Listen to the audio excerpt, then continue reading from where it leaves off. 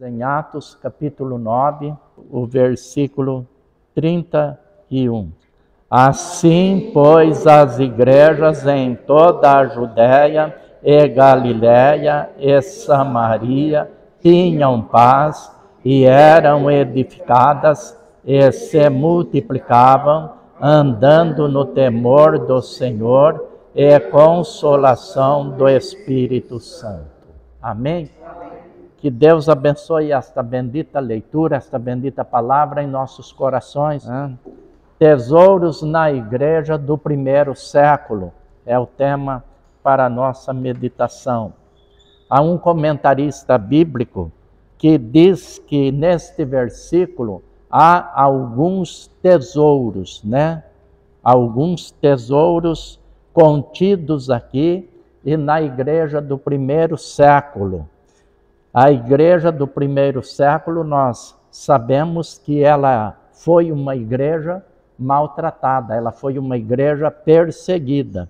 Inclusive, este versículo faz parte do contexto onde o título é, no versículo 19, o perseguidor é perseguido, fazendo uma referência ao apóstolo Paulo, que até então era perseguidor da igreja, só que agora, após a sua conversão, ele passa a ser perseguido. E aqui, então, a Bíblia está dizendo, assim, pois, as igrejas em toda a Judéia, Galiléia e Samaria, toda aquela região ali dentro de Israel, tinham paz. Falar em paz num contexto de perseguição parece algo assim antagônico, parece algo contraditório.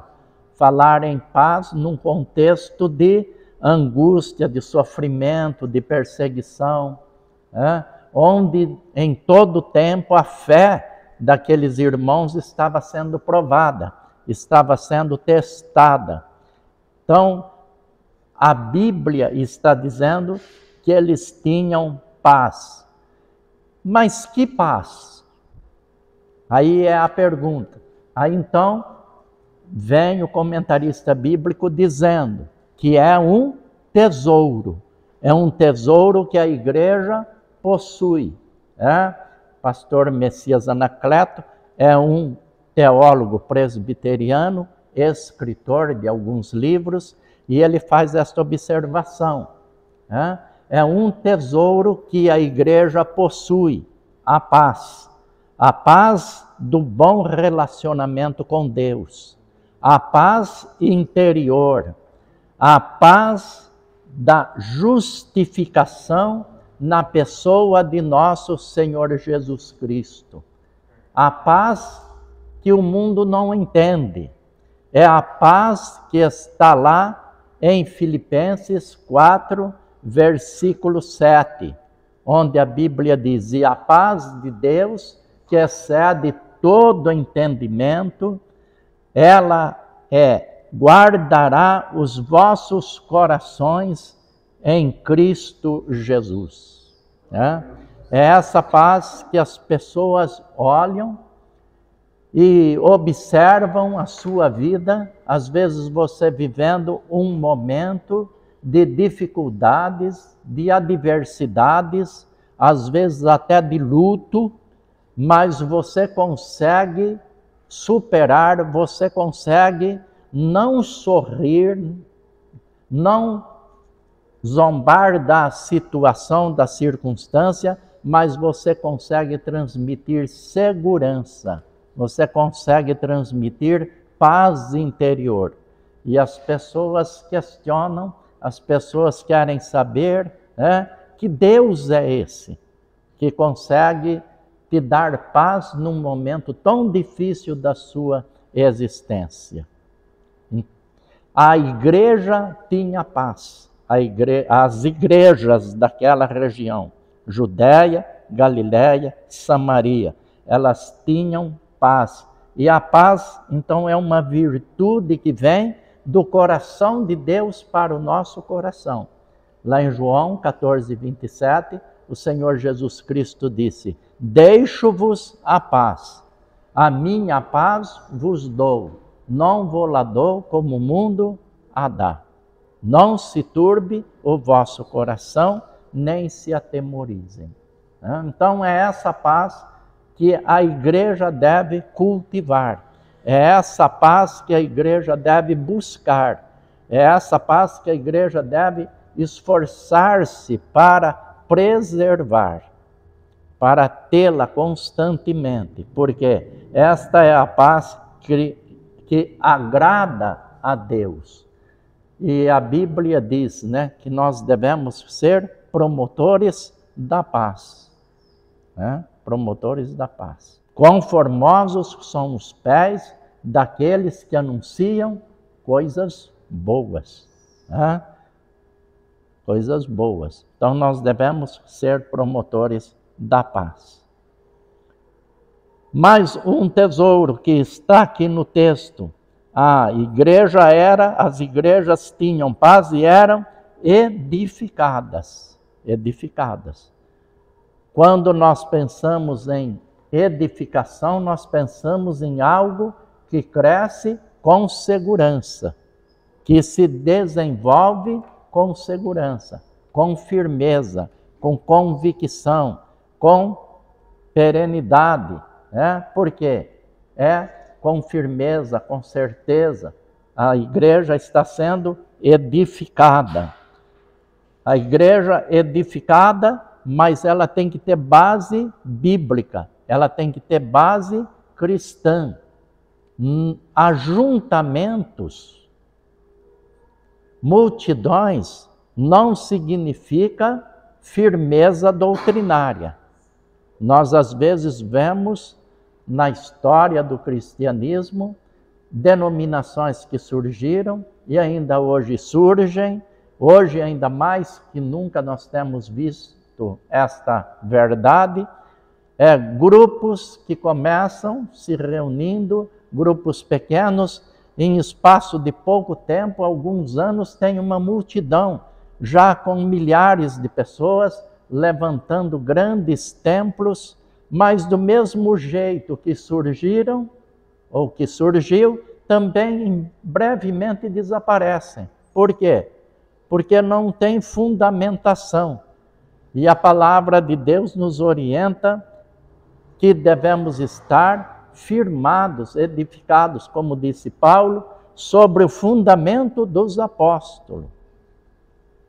Fundamento dos apóstolos e dos profetas, de que Jesus Cristo é a principal pedra da esquina. Em 1 Tessalonicenses 5, versículo 11, diz assim: pelo que exortai-vos uns aos outros e edificai-vos uns aos outros, como também o fazeis. Então, se você está conversando com um irmão, membro da igreja, ou uma pessoa que frequenta a igreja, e você percebe, através da conversação, que a fé daquela pessoa, aquele irmão, aquela irmã, aquele jovem, a sua fé não está fundamentada, firmada na pessoa de nosso Senhor Jesus Cristo, você deve então orientar essa pessoa, aconselhar essa pessoa a que não baseie sua fé nas regras denominacionais. Não baseie a sua fé em doutrinas não bíblicas, que não estão fundamentadas na palavra de Deus.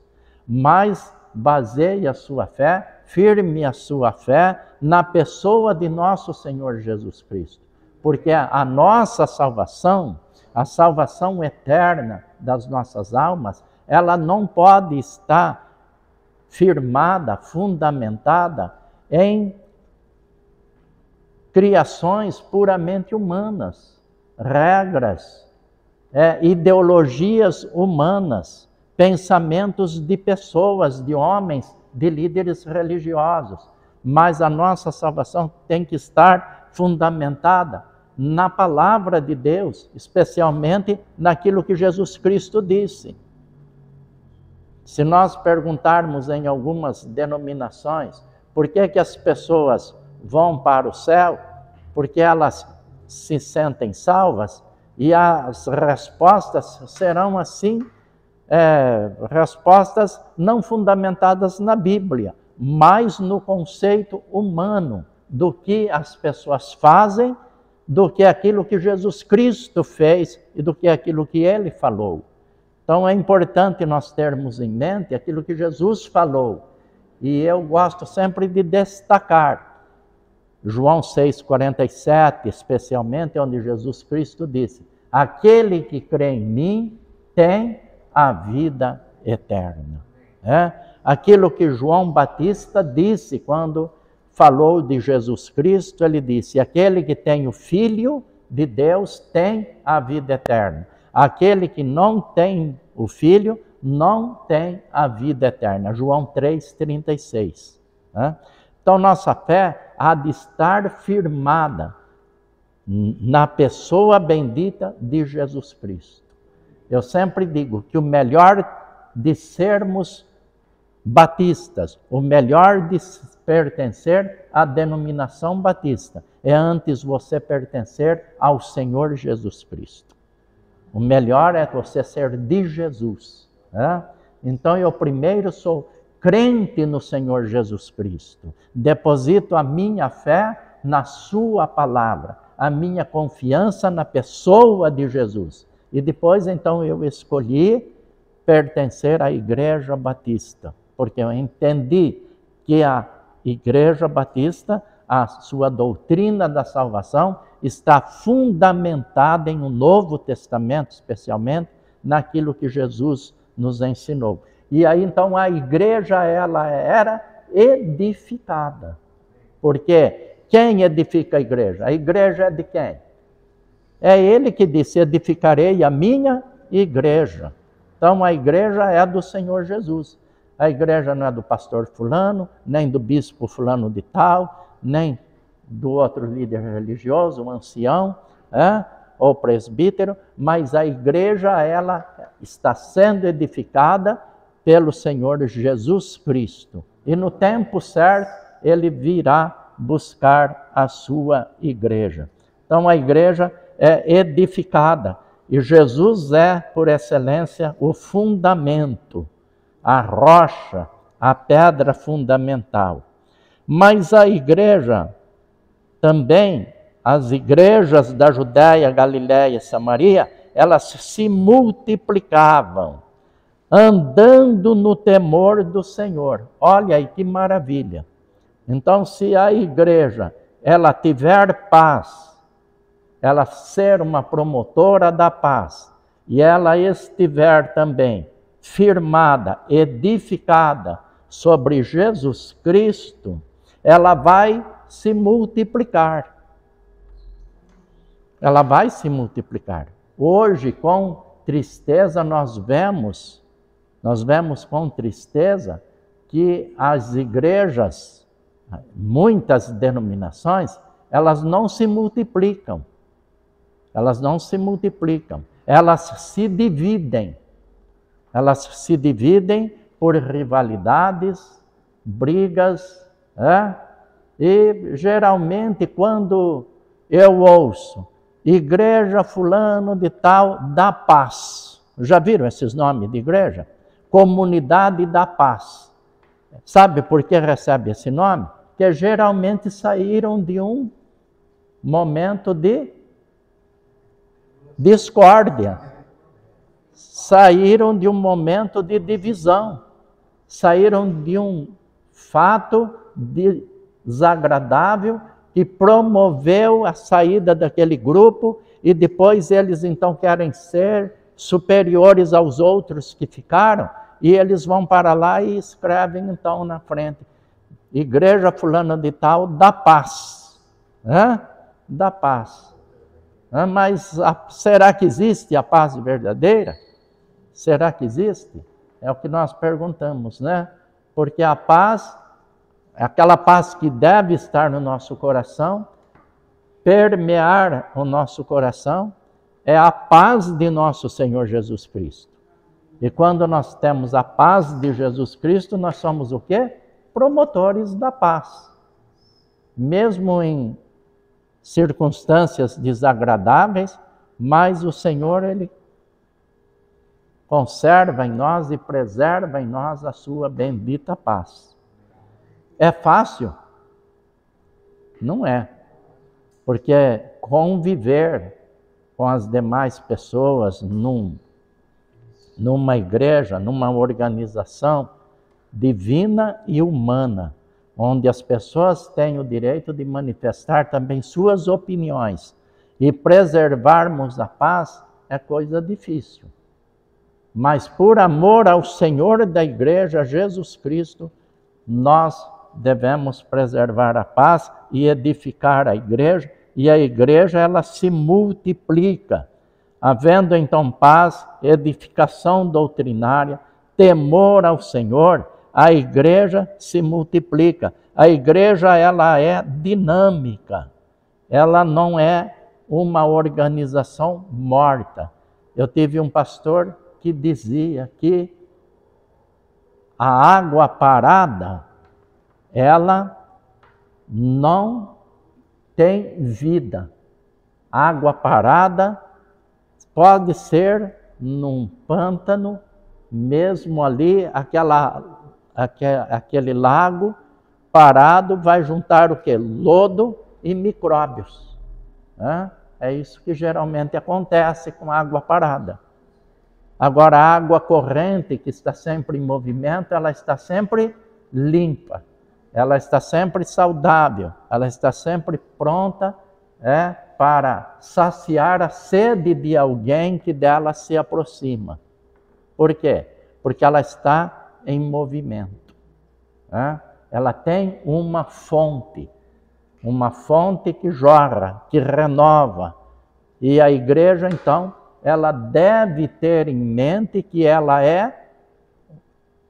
existe em função de uma fonte que se chama Jesus Cristo, que disse à mulher de Samaria: aquele que beber da água que eu lhe der, nunca terá sede, porque a água que eu lhe der se fará nele uma fonte que jorra para a vida eterna. Então, nós precisamos ter isso em mente. A igreja, ela se multiplica. A igreja é dinâmica. A igreja, ela trabalha, ela semeia a boa semente da graça de Deus, do Evangelho de Jesus Cristo, da misericórdia de Deus, da salvação eterna para o pecador. A igreja deve lançar a semente em todo o tempo, a semente da pregação do Evangelho, a semente da verdade que só Jesus Cristo está autorizado por Deus, o nosso Pai, para ser o Salvador de todos os seres humanos. Eu sempre digo nas minhas pregações que Deus não reconhece, Deus não vê nenhum substituto para Jesus Cristo. Os homens criaram ideologias, filosofias, personagens, senhores e senhoras, mas Deus não vê nenhum substituto para o seu Filho Jesus Cristo. Ao contrário, por mais que uma vez, no ato do batismo e lá no Monte da Transfiguração, os apóstolos que estavam ali junto com Jesus ouviram uma voz do céu que dizia: este é meu Filho amado, em quem me comprazo, eu tenho prazer. A ele ouvi. A ele vocês devem ouvir. Então, nós precisamos ter esse cuidado de levar esta mensagem para que a igreja vá se multiplicando. A igreja andava no temor do Senhor e na consolação do Espírito Santo. Porque neste tempo, Jesus não estava mais pessoalmente na terra, mas o substituto de nosso Senhor Jesus Cristo é o Espírito Santo. Então, a igreja, ela caminha, ela é orientada, ela é guiada, ela é ensinada pelo Espírito Santo. É Ele que nos capacita a vivermos a vida cristã. É Ele que nos encoraja.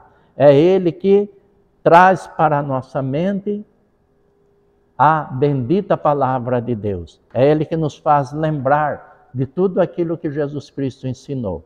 Se os irmãos abrirem suas Bíblias em João, capítulo 14, com essa leitura nós estaremos encerrando a nossa meditação. Abram as Bíblias em João, capítulo 14.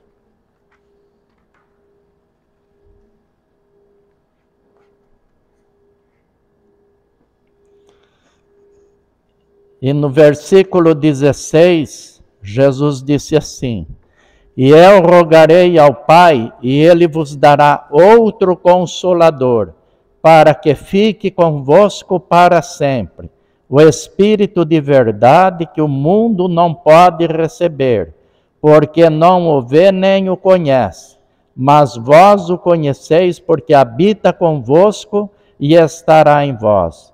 Não vos deixarei órfãos, voltarei para vós. Verso 26 e o 27.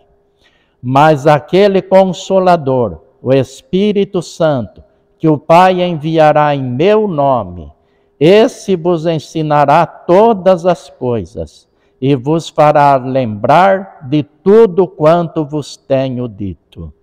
Deixo-vos a paz, a minha paz vos dou, não vou-la dou como o mundo a dá. Não se turbe o vosso coração, nem se atemorize. Então, são palavras que nós entendemos claramente que o Espírito Santo não é uma energia, o Espírito Santo não é uma força, o Espírito Santo não é um fluido, o Espírito Santo de Deus não é uma filosofia, o Espírito Santo de Deus é uma pessoa que ensina, que fala, que guia, que orienta e que nos traz à mente. Ele tem esse poder de penetrar as nossas mentes, porque Ele é Deus, né? Lá no princípio nós vamos encontrar já referência ao Espírito Santo de Deus. Lá em Gênesis 1, versículo 2, já faz referência ao Espírito Santo.